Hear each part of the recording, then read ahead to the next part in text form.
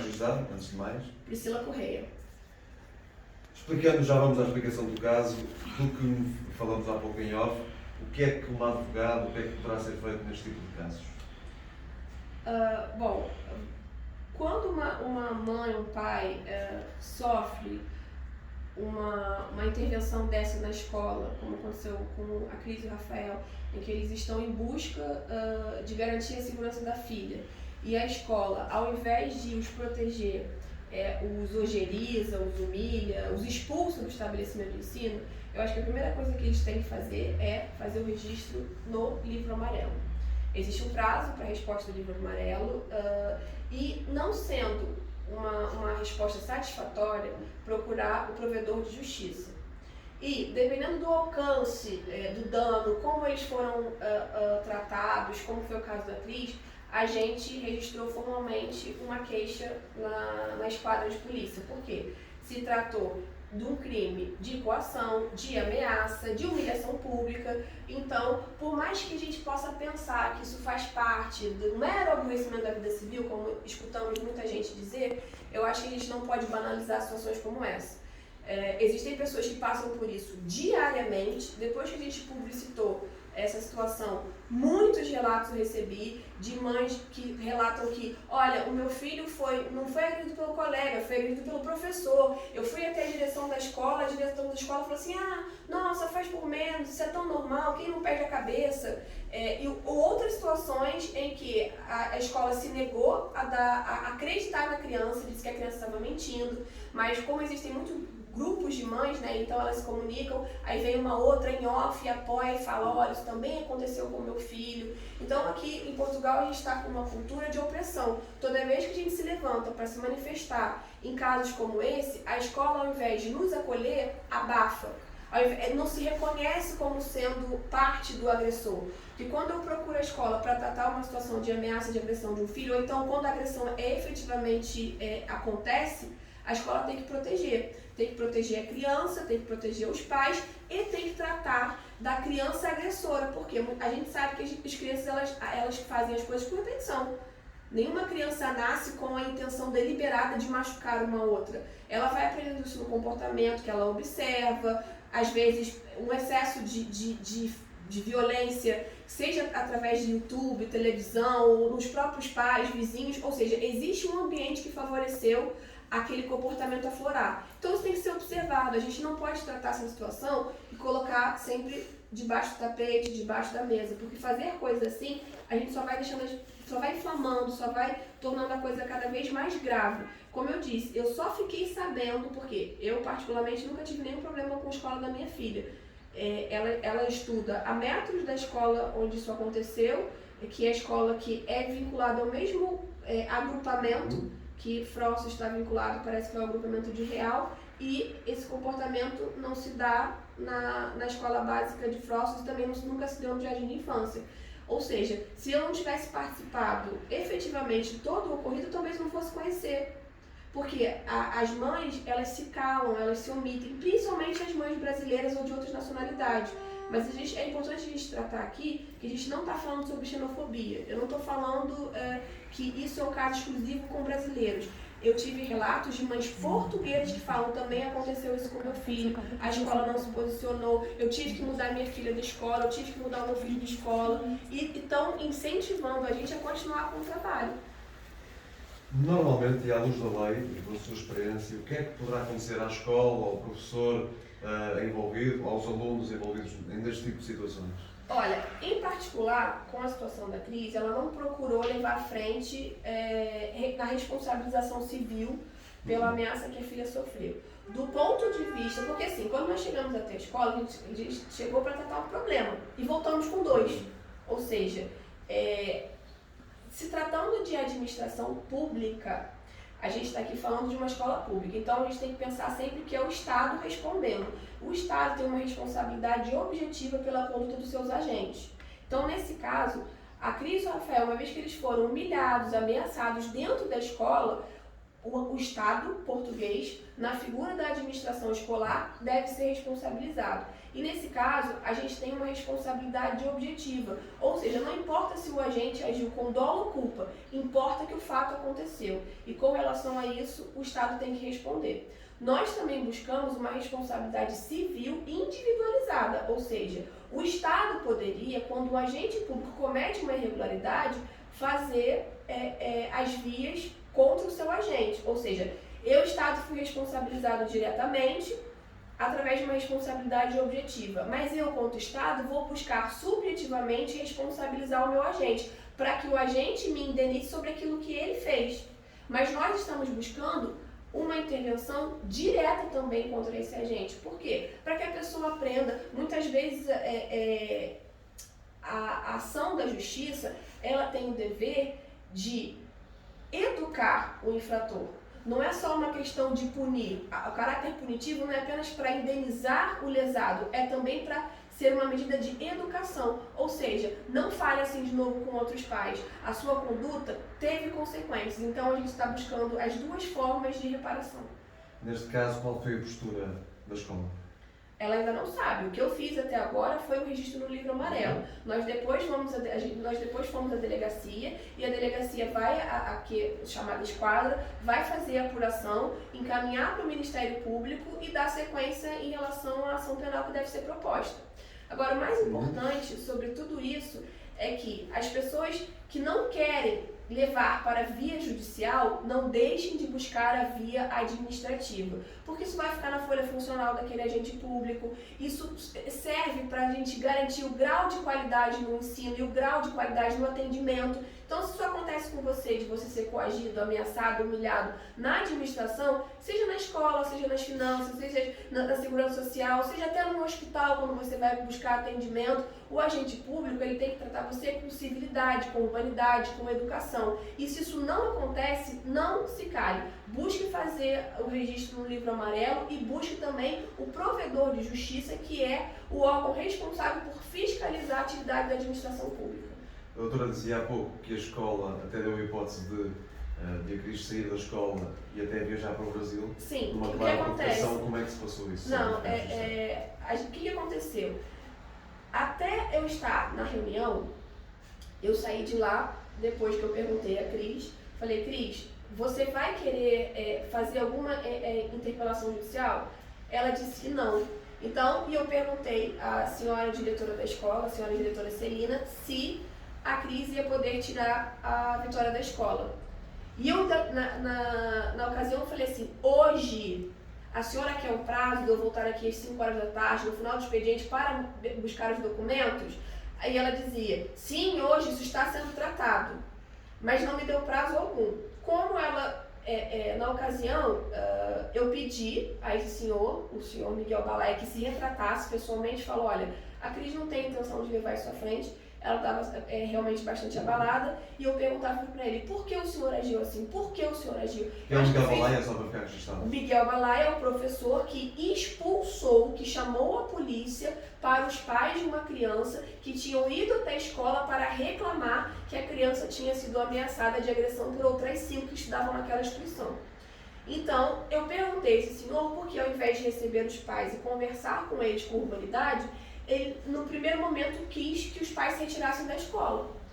E ele não respondia a minha pergunta. Eu não sou obrigada a responder. Eu falei, mas por quê? O senhor está aqui diante da pessoa. É a oportunidade do senhor se retratar, pedir desculpas, porque às vezes a gente realmente se excede. E ele insistentemente dizia que não tinha nada para me dizer, que estava sendo tratado, ou seja, não, isso não é mais o ponto, isso já foi ultrapassado. E eu dizia, isso não foi ultrapassado, porque a mãe continua aqui, e em momento nenhum ouviu o senhor se retratar. Isso já foi ultrapassado. O que precisamos tratar agora é da situação da Vitória. Falou, e insisti com ele, nós viemos aqui para tratar a situação da Vitória, mas voltamos com outro problema. E ele, insistentemente, não admitia a sua conduta equivocada em relação a como ele tratou os pais. E ao sair de lá, eles me garantiram que a Cris ia poder tirar a Vitória da escola. Eu fiquei quase 1 hora do lado de fora à espera dela, porque eu imaginei assim, bom, eu não vou mais ficar aqui, agora é só uma questão administrativa, me despedir das pessoas, me levantei e saí. Para minha surpresa, Cris não saía de lá de dentro. Não saía de lá de dentro. Eu falei, tá demorando tanto assim? Devem estar entregando os documentos. Sai ela chorando da escola, falou assim, Priscila, eles não me deixaram tirar a Vitória daqui. Eu falei, mas sobre que argumento? Que a gente não vai conseguir matricular em lugar nenhum, que pra eu tirar ela daqui só se eu viajar pro Brasil. E a Cris chegou ao ponto de cogitar comprar 2 passagens. Eu vou com a...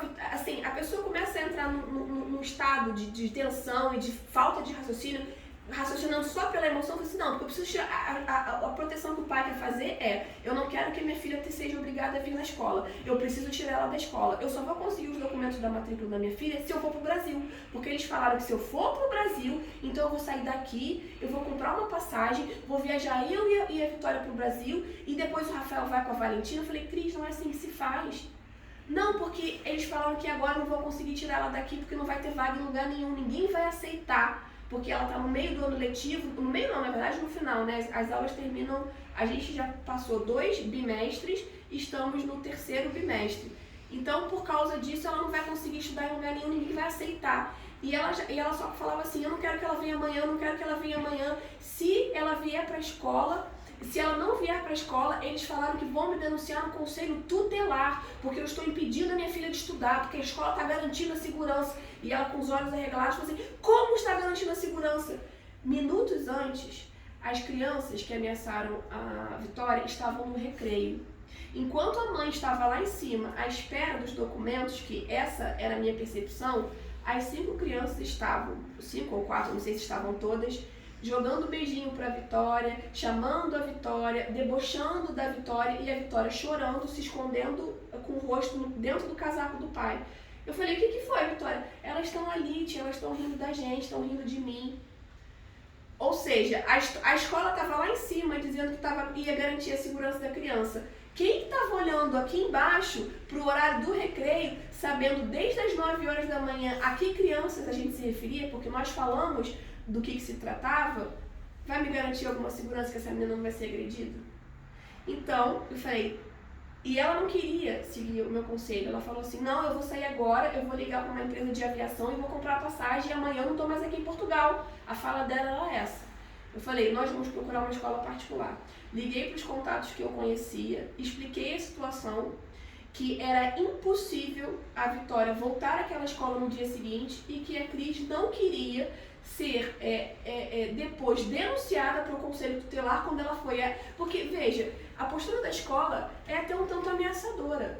Porque, veja, pai, você não quer que a sua filha estude, mas nós estamos dizendo que vamos garantir a segurança. Então, se você não trouxer a sua filha aqui amanhã para estudar, você vai ser denunciado no conselho tutelar. Só que em momento nenhum falaram que medida administrativa ia ser tomada, se os pais das crianças seriam convocados, e inclusive o senhor Miguel Balaia falou o seguinte, olha, porque o caso não aconteceu dentro da escola, nós sequer sabemos se vamos ou não tomar alguma providência em termos de suspensão, chamar as crianças, fazer algum tipo de ação. Ele dizia assim, olha, eu estou muito restrito, porque a coisa não aconteceu na escola. Em resumo, as crianças ameaçaram a Vitória de que se ela aparecesse na escola no dia seguinte, ela apanharia. Isto um domingo, sempre. Isso um domingo, por volta das 10 horas da noite. A Cristiane entrou em contato com a professora diretora de turma, no mesmo instante em que isso aconteceu, para informar, olha, o que eu faço? E a professora se limitou a dizer, só posso recebê-los na sexta. A ameaça se deu às 10 horas da noite, por volta disso, do dia 6 de março, num domingo. Todas as crianças estavam reunidas, a gente não sabe se numa festa, na casa de alguma delas, mas elas estavam mandando áudios e vídeos pelo Instagram da Cris. Em seguida, entra em contato com a advogada e a advogada fala, se dirige à escola imediatamente. Ela entra em contato com a diretora de turma e fala, como eu devo agir? A diretora diz, só posso atendê-los na sexta-feira. Eu digo para ela, amanhã nós vamos à escola. Ela ingênua falou, não Priscila, não precisa me acompanhar. Deixa que eu e o Rafael a gente resolve. Alguma coisa no meu íntimo dizia, justamente pela postura da professora em não direcioná-la para, olha, eu não estou trabalhando nessa semana, por a razão que fosse. Você chegando lá, procura fulano de tal, que vai te atender, eu vou repassar o seu caso, ou seja, nós vamos intervir. Como a resposta foi, me procura na sexta, eu senti a negligência, de não tratar o tema com a devida cautela que se merecia. Por E quê? urgência, não é? E urgência, porque nós não podemos apresentar as falas das crianças e nem os vídeos, até porque a gente está tratando de menores de idade, a privacidade deve ser mantida e foi uma coisa que, desde que isso aconteceu, eu fiz questão de preservar. Mas a professora Dona Manuela recebeu o material todo, ou seja, ela conseguiu perceber a gravidade. No entanto, ao invés de tomar uma postura de que não se preocupe pai e mãe, vamos tratar o caso amanhã na primeira hora, ela se limitou a dizer, vou atender vocês daqui a 5 dias.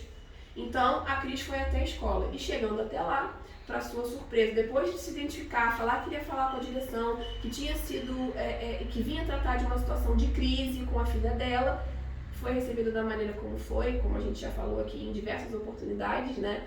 Ao longo dessa semana eu fiz lives com a Cris, eu coloquei no meu canal do YouTube pedindo novos materiais, porque isso levantou para mim uma questão de que não é só em Braga, não é só com a Vitória, e eu recebi várias outras denúncias, até mais graves do que essa, porque a gente não estava falando apenas da ameaça, a gente estava falando da agressão propriamente dita, crianças com a cara cortada, inchada, supercílio aberto, roxo ao redor da boca, porque foram agredidas.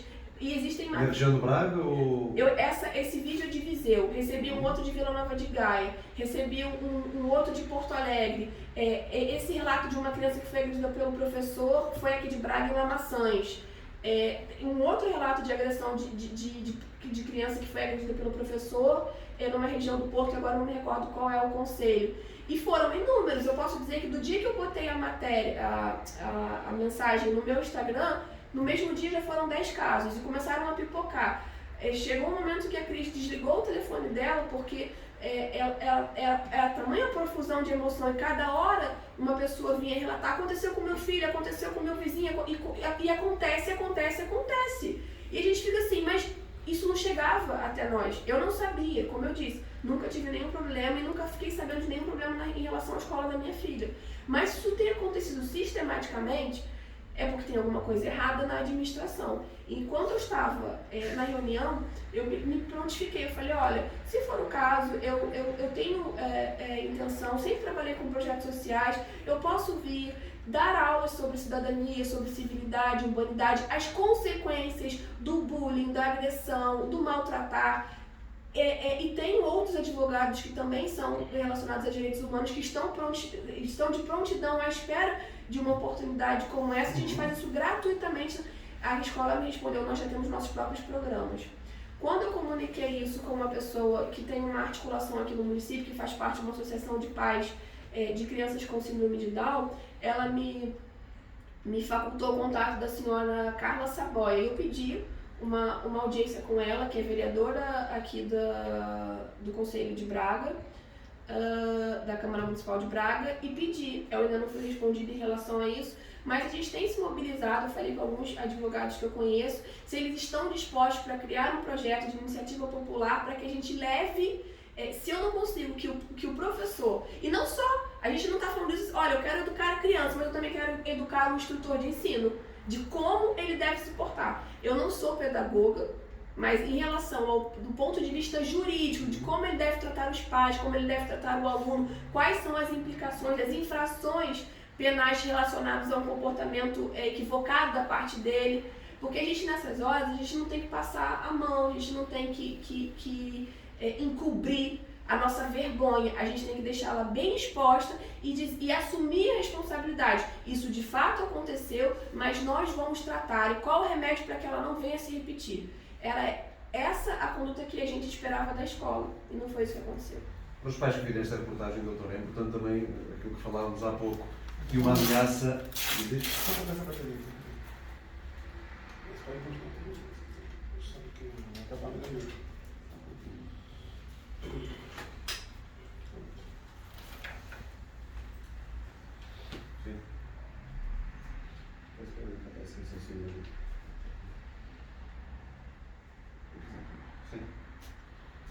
Doutora, falámos há bocadinho de que os pais que virem esta reportagem, obviamente, muitos vão ver e vão identificar-se com os seus filhos, os próprios filhos podem ver a reportagem e vão identificar-se, é importante que eles saibam que uma ameaça já é um crime em si.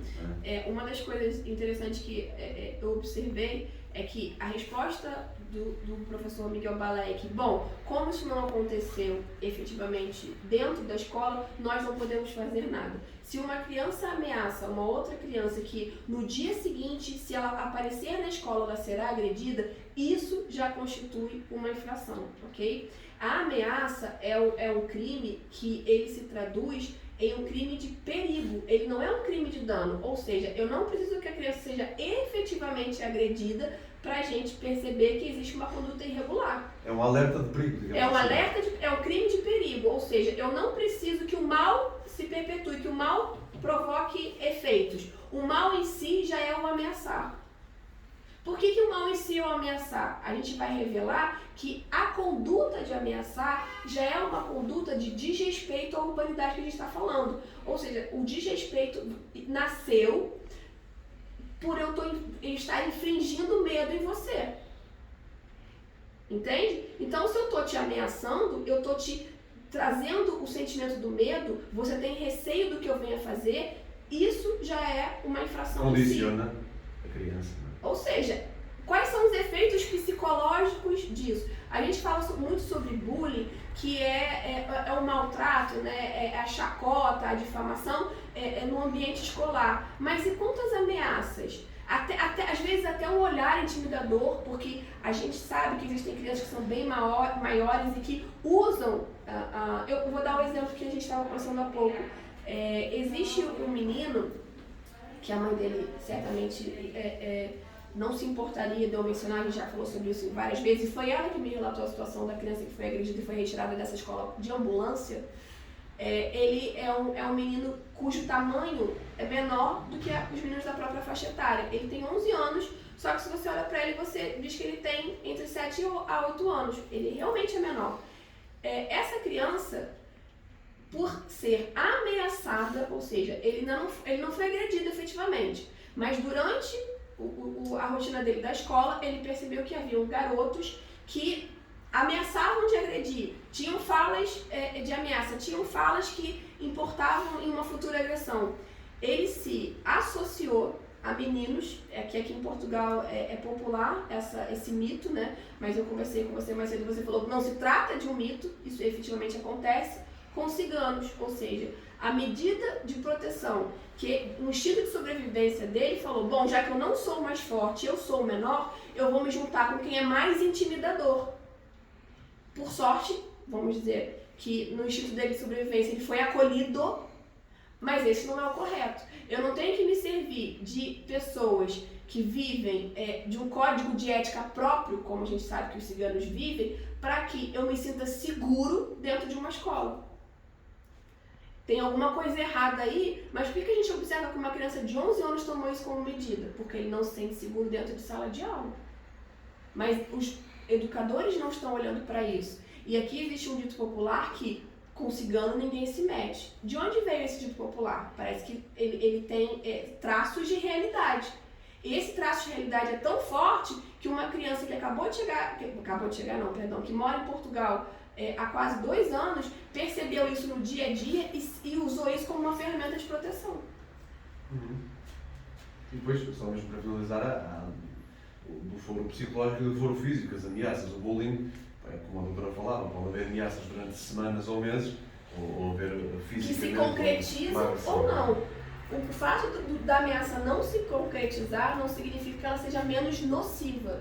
E tanto é que quando ficou em causa que a Vitória não iria para a escola, se ela não fosse para a escola naquele dia, os pais poderiam sofrer uma repreensão do Conselho Tutelar porque estavam impedidos de estudar, nós aqui precisamos fazer uma análise de prioridades e danos. O que seria maior em termos de dano àquela criança? Talvez perder 1 ou 2 capítulos de uma matéria ou ser obrigada a estar num ambiente que seria sob latente tensão e deixaria marcas profundas no psicológico dela, que a gente, graças a Deus, apesar de ter conseguido de alguma maneira interromper, não sabemos ainda a quantas anda. mas por acaso as crianças elas têm uma resiliência muito grande. No dia seguinte que nós conseguimos matricular a Vitória em outra escola, ela estava muito feliz, porque acho que a sensação era de alívio, porque ela foi bem recebida, bem acolhida, se sentiu protegida e em segurança. E aí, aquele episódio que para nós ainda está bastante latente, eu espero que na memória dela isso vá se dissipando e não tenha maiores implicações. Mas eu tenho certeza que se nós obrigássemos a Vitória a voltar àquela escola, esse não seria o estado de espírito dela dessa semana.